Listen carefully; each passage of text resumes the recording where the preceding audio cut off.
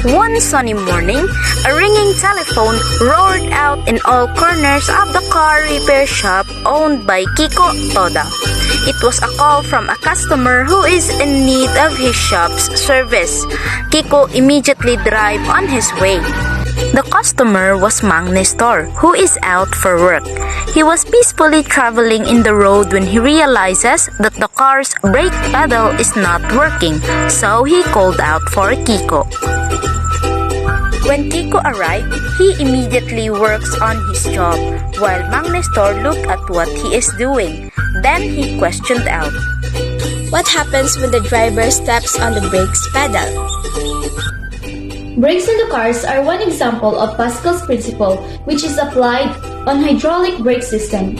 But before that, let us first know who discovers the Pascal's Principle.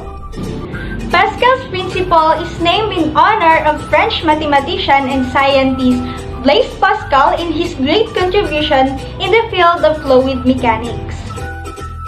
His principle states that if an external force is applied to one part of an enclosed, incompressible fluid, the pressure of any part of fluid increases by that same amount. The equation can be expressed as input force divided by input area is equal to output force divided by output area. This concept of this principle can be best understood in the brake systems of the car. The brake system of a car is composed of brake pedal, master cylinder, pipe, brake oil, inner rim of the wheel, and the wheel cylinder. The pedal brake is linked to the cylinder, so when the driver steps on the brake, an amount of force is applied on the brake oil of the master cylinder, causes the brake oil to move along the steel pipe. The amount of force is maintained according to Pascal's principle until it reaches the pipe of inner rim of the wheel.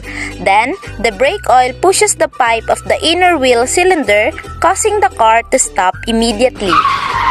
When Kiko already finished his job, he advised Mang Nestor to come and visit to his shop to run some tests on his car.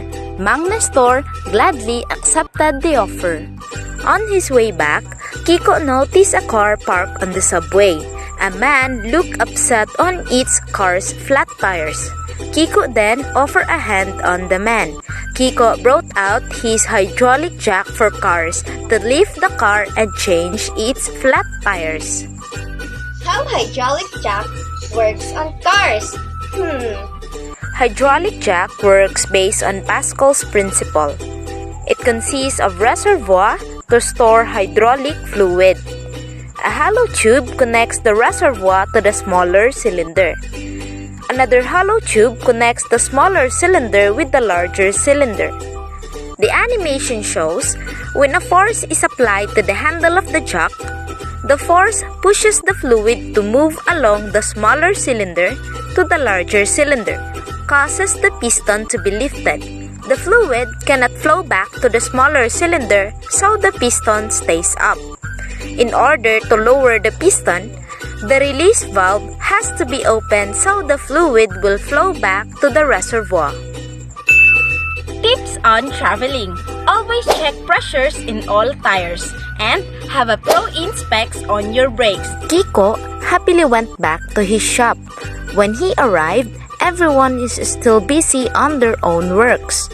Another man arrived and wanted his car to be repaired, so he turned on the hydraulic lift to lift the car and check its parts that are in need of repair.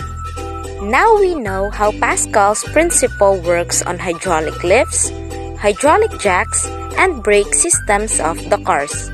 Remember to always inspect your cars before driving on the road.